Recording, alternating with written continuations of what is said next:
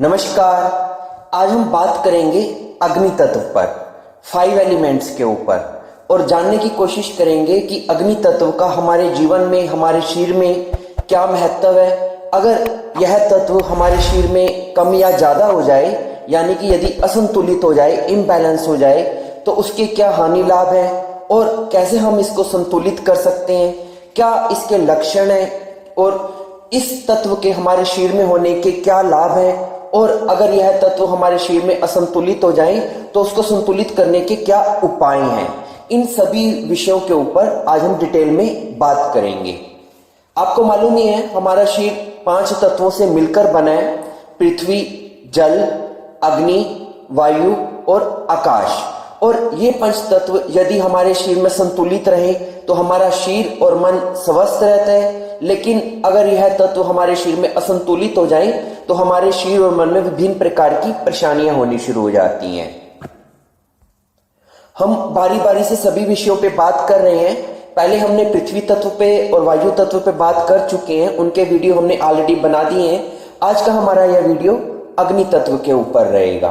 तो सबसे पहले बात करते हैं अग्नि तत्व के महत्व की। अग्नि तत्व हमारे शरीर की गर्मी है, और जब भी आपको क्रोध आता है, या जब आपको पसीने आते हैं, या जब आपको बुखार चढ़ता है, या जब आपको तेज भूख लगती है, या जब आपके अंदर खूब जोश और उमंग हिलोरे मारने लगता है, तो ये सभी लक्षण आपके अंदर अग्नि तत्व से उत्पन्न हुई शरीर की गर्मी के कारण है। आपकी शरीर की गर्मी ही आपका जीवन है। अगर आपकी शरीर की गर्मी खत्म हो जाए तो मतलब जीवन खत्म। आपने देखा ही होगा जब किसी व्यक्ति की मृत्यु होती है तो उसका शरीर ठंडा पड़ जाता है, यानी कि उसका अग्नि तत्व उसको छोड़कर चला जाता है।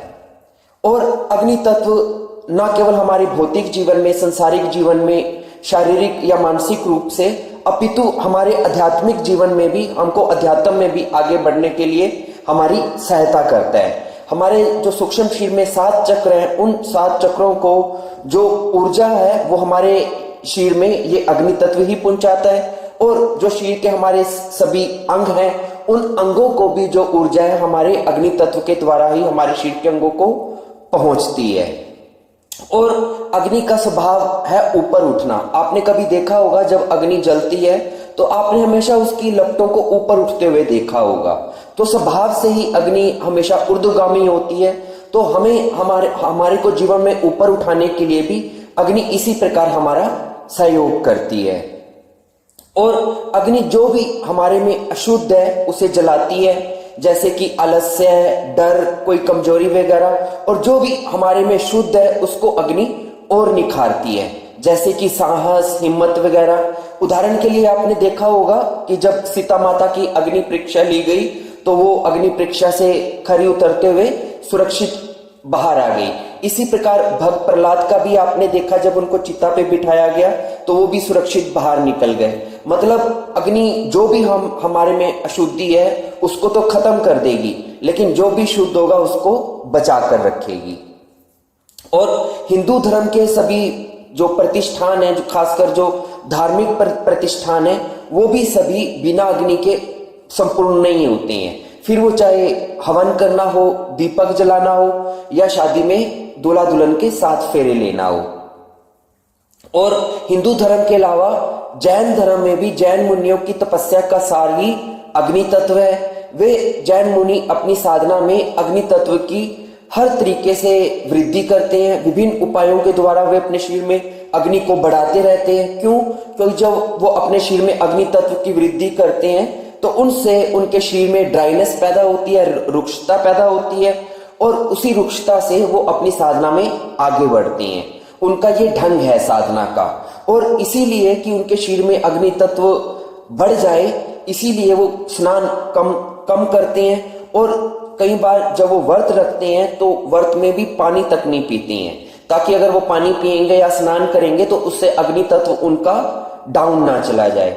ऐसा करने से उनको अपने ब्रह्मचर्य में भी लाभ मिलता है। अगर उनको अपने ब्रह्मचर्य को प्रगाढ़ करना है तो उससे भी उनको हेल्प मिलती है। क्योंकि अगर हमारी बॉडी में अग्नि तत्व बढ़ने लग जाएगा तो उस अग्नि तत्व के बढ़ने से जो बॉडी में रुक्षता पैदा होती है, ड्राइनेस पैदा होती है, उससे वीर्य सूखने लगता है, सीमन आपका उसमें ड्राई होने लगता है। तो अगर आपकी बॉडी के अंदर अगर वीर्य को फ्लो करना है तो उसके लिए बॉडी में मॉइस्चर चाहिए। लेकिन अगर आपके शरीर के अंदर मॉइस्चर ना रहकर खुश्की आने लग जाएगी तो आपका शरीर एक तो कमजोर होना शुरू हो जाएगा, कृशकाय होना शुरू हो जाएगा और आपका वीर्य सूखना शुरू हो जाएगा।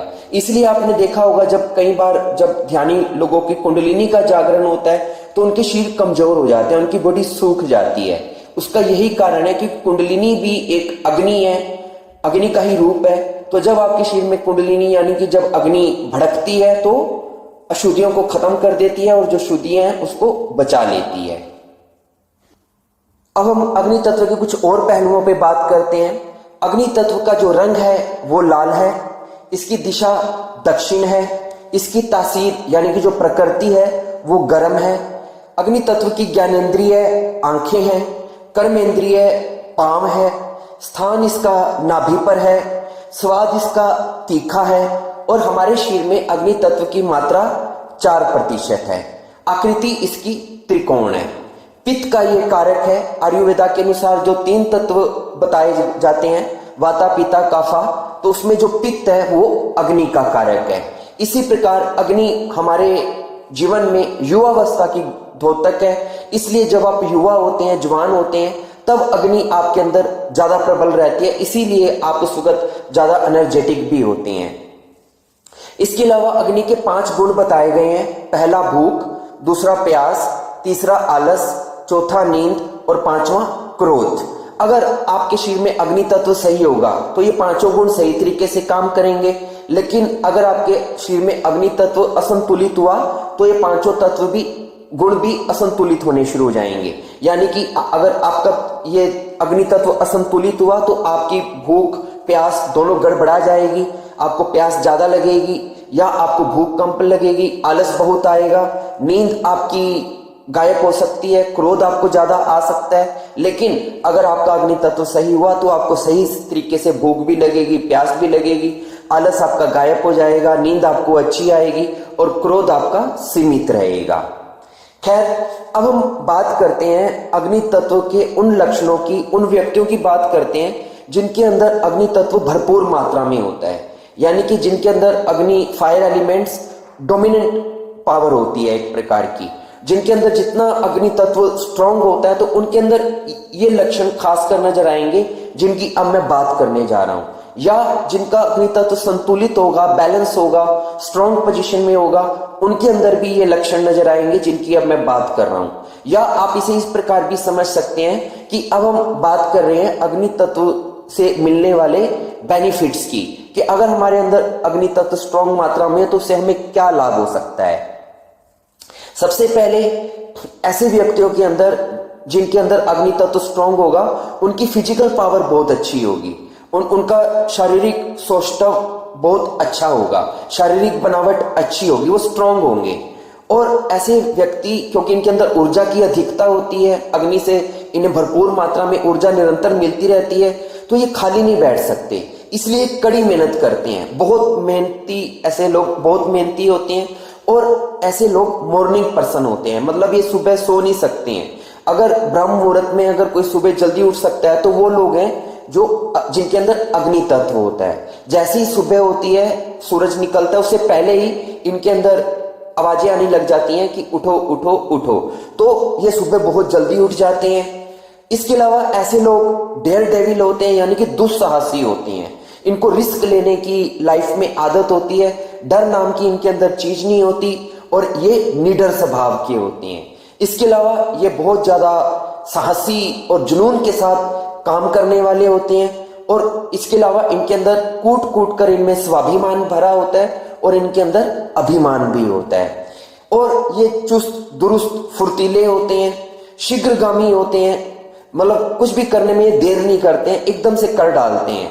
चेहरे पे इनके हमेशा तेज रहता है, शाइनिंग रहती है और इसके अलावा इनके चेहरे पे लालिमा भी होती है, सूरज की तरह इनका चेहरा चमकता रहता है। और ये डिसीजन लेने में भी देर नहीं करते हैं, ज्यादा सोच विचार नहीं करते हैं, ये एक्शन में बिलीव रखते हैं। और कुछ लोग जो जिनका ये होता है कि पहले हम थोड़ा सोच लें फिर छलांग लेंगे, लेकिन इनका उल्टा होता है, ये पहले छलांग लेते हैं और बाद में सोचते हैं। आत्मविश्वास इनके अंदर बहुत भरपूर मात्रा में होता है, इनमें कभी भी आत्मविश्वास की कमी नजर नहीं आएगी। उत्साह इनके अंदर भरपूर होता है और ये बहुत क्रियाशील होते हैं, ये खाली नहीं बैठ सकते, इनको कुछ ना कुछ तो करना है। और कोई भी ऐसा कार्य जिसमें कोई एक्टिविटी ना हो वो इनको बोरिंग लगता है, ये वही एक्टिविटी चूज करते हैं जिसके अंदर डायनामिक रहना हो, क्रियाशील रहना हो। जोशीले होने के कारण इनके अंदर ये प्रवृत्ति पाई जाती है और ऐसे लोग ही मोटिवेशनल लीडर्स बनते हैं और दुनिया इनको फॉलो करती है। इनके अंदर गजब की नेतृत्व क्षमता होती है और अपने जीवन में ये बिना रुके, बिना किसी रुकावट के तेजी से आगे बढ़ते रहते हैं। और हर ऐसे व्यक्ति के अंदर जिनका फायर एलिमेंट स्ट्रांग होता है, इनके अंदर कुछ बर्निंग डिजायर्स होती हैं, वो इच्छाएं इनके अंदर लगातार हुक इनके अंदर बनाए रखती हैं और ये अपनी इन इच्छाओं की प्राप्ति के लिए लगातार आगे बढ़ते रहते हैं। और जब तक इनको लक्ष्य की अपनी प्राप्ति नहीं हो जाती तब तक ये अपना संघर्ष जारी रखते हैं और लगभग हर अपने संघर्ष में, लक्ष्य प्राप्ति में ज्यादातर ये सफल ही होते हैं, कभी असफल नहीं होते हैं। और ना केवल इनके अंदर शारीरिक और इस प्रकार की गुणवत्ता होती है, अपितु इनके विचार भी बहुत तेज होते हैं। इनकी जो सोचने समझने की जो शक्ति है वो भी बहुत तीक्ष्ण और तेज होती है। लेकिन ऐसी विचार शक्ति ये किताबों से नहीं लेते हैं, ना ये किसी की सुनते हैं, ये इनके अंदर अपना ही इनकी सोच होती है, इंडिविजुअल अपने आजाद इनके विचार होते हैं। बस उसी विचार के आधार पे ही ये अपने जीवन को फॉलो करते हैं और ये दूसरों को दबाकर रखते हैं, डोमिनेंट नेचर के होते हैं, दूसरों को अपने आगे ये ज्यादा बोलने नहीं देते हैं और अपनी बात हमेशा ऊपर रखते हैं, दूसरे की बात ये हमेशा नीचे रखते हैं। यानी कि दूसरों को ये कम सुनते हैं। अगर कोई इनके घर आ भी जाएगा तो अगर वो 15-20 मिनट इनके पास बैठा है तो 15-20 मिनट यही लगातार बोलते रहेंगे, उसे एक बात करने का मौका नहीं देंगे। अगर कोई बात वो करेगा भी तो साथ ही उसको दूसरी बात बोलकर फिर से उसको दबा देंगे। खैर, और इनका जो स्वभाव है वो भी उग्र होता है।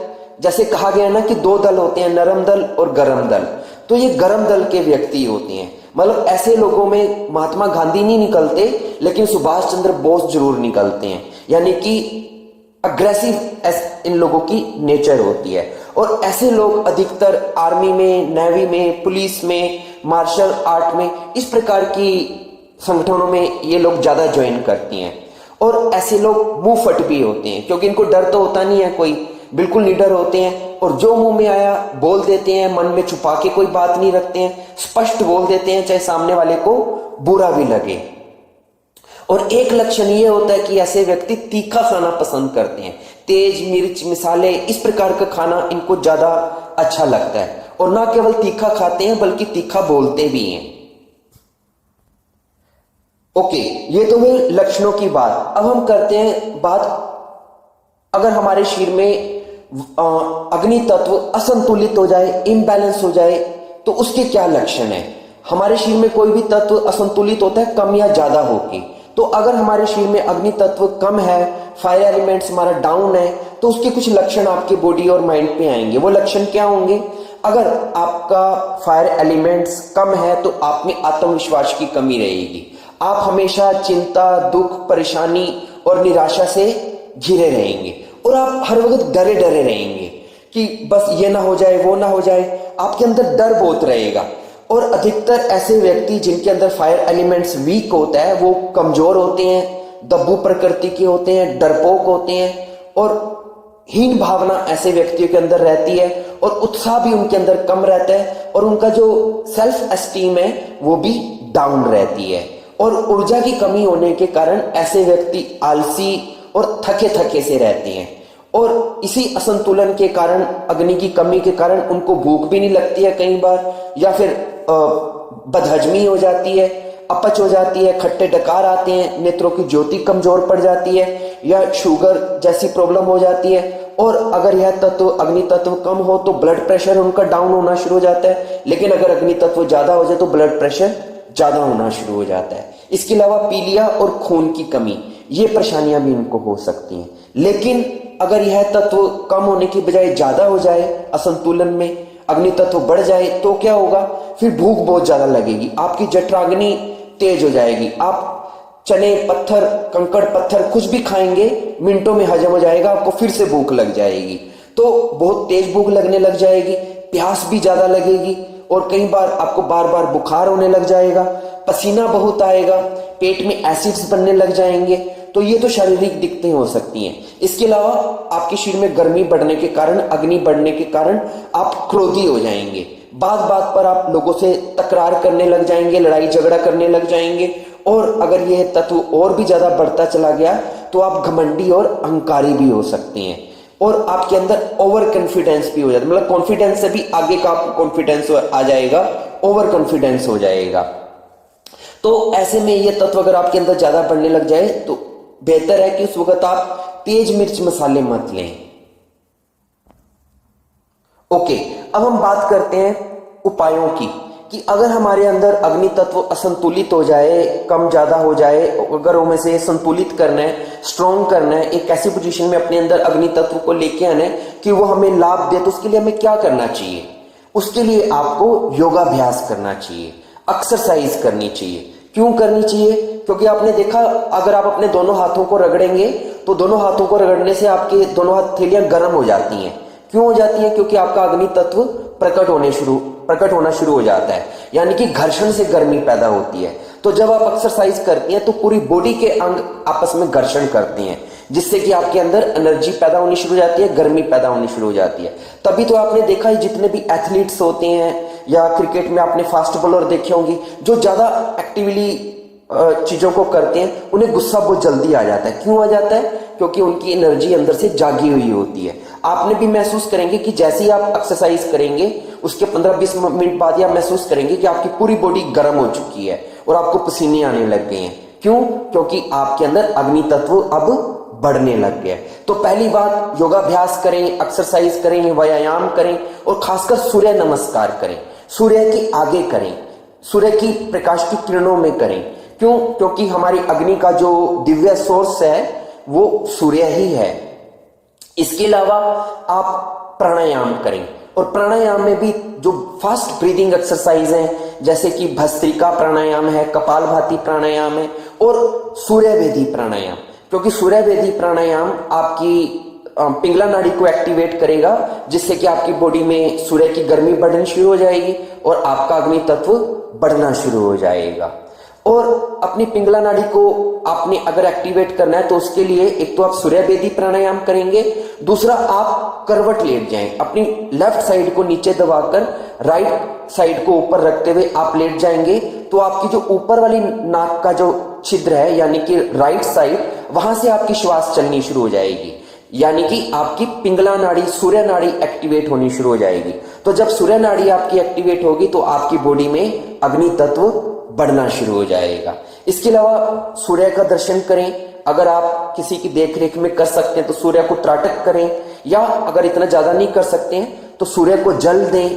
और अगर आप सूर्य त्राटक या सूर्य को ज्यादा नहीं देख सकते हैं, या आप इतना कर सकते हैं कि जब भी सनराइज हो, सनसेट हो, तो 10-15 मिनट बैठकर सूर्य के दर्शन करें, उसकी प्रकृति को निहारें, या दीपक त्राटक करें, ज्योति त्राटक करें। और ये भी नहीं करते हैं तो अगर सर्दियों के दिन है तो थोड़ा आग जलाएं और अग्नि को निहारें, अग्नि को जस्ट देखें, वॉच करें। इससे भी आपकी बॉडी के अंदर अग्नि तत्व बढ़ना शुरू हो जाएगा। और अपनी जठराग्नि को प्रदीप्त रखें, क्योंकि आपकी नाभि में जो जठराग्नि का मतलब होता है जठर की अग्नि। जठर मतलब पेट, अग्नि मतलब अग्नि। तो पेट की अग्नि को अपने आप मेंटेन रखें। क्या होता है कि अगर आप ठंडा पानी, खाना खाने के बाद ठंडा पानी पी लेंगे, खाना खाने के बाद आइसक्रीम खा लेंगे, तो आपकी जठराग्नि दबनी शुरू हो जाएगी, मंद होनी शुरू हो जाएगी, जिससे कि आपका फायर एलिमेंट्स डाउन होना शुरू हो जाएगा। तो इस चीज का ध्यान रखें कि खाना खाने के बाद ठंडी चीजें मत खाएं और अपनी जठराग्नि को मेंटेन रखें। अग्नि मुद्रा का अभ्यास करें। अग्नि मुद्रा मतलब अपने अंगूठे से अपनी रिंग फिंगर को नीचे प्रेस करके रखें, बाकी की 3 उंगलियां सीधी रहेंगी, बस अपने अंगूठे से अपनी रिंग फिंगर को जिसमें अंगूठी डालते हैं उस उंगली को नीचे दबा के रखें, तो ये अग्नि मुद्रा हो जाएगी। इस मुद्रा को जब भी आप ध्यान में बैठें उस वक्त इसका अभ्यास करें। इसके अलावा मणिपुर चक्र पे ही हमारा जो तीसरा चक्र है, वहां पर हमारे अग्नि का वास है, अग्नि तत्व का वास है, और हमारे पूरे शरीर के 7 चक्रों को इसी मणिपुर चक्र से ही एनर्जी मिलती है और पूरी बॉडी को भी यहीं से एनर्जी मिलती है, नाभि से। तो अपने मणिपुर चक्र पर ध्यान लगाएं, और जब भी आप मणिपुर चक्र पर ध्यान लगाएं तो जो अग्नि का जो मंत्र है रम रम रम, इस मंत्र का आप उसके साथ जाप करें। और जब भी आप ध्यान करें तो दक्षिण दिशा की ओर मुंह करके बैठें, ताकि आप, क्योंकि दक्षिण दिशा अग्नि तत्व की ही दिशा है, तो इस प्रकार जब आप दक्षिण दिशा की ओर मुंह करके और अग्नि मुद्रा को लगाकर मणिपुर चक्र पर रम मंत्र के साथ जब ध्यान करेंगे 10-15 मिनट तक, तो इससे भी आपका अग्नि तत्व विकसित होना शुरू हो जाएगा। तो इन उपायों को अपनाकर आप इस तत्व की साधना कर सकते हैं। तो इसी के साथ मेरी बात कंप्लीट हुई। आप इन सभी बातों को ध्यान से समझें और फॉलो करें, आपको बहुत लाभ होगा।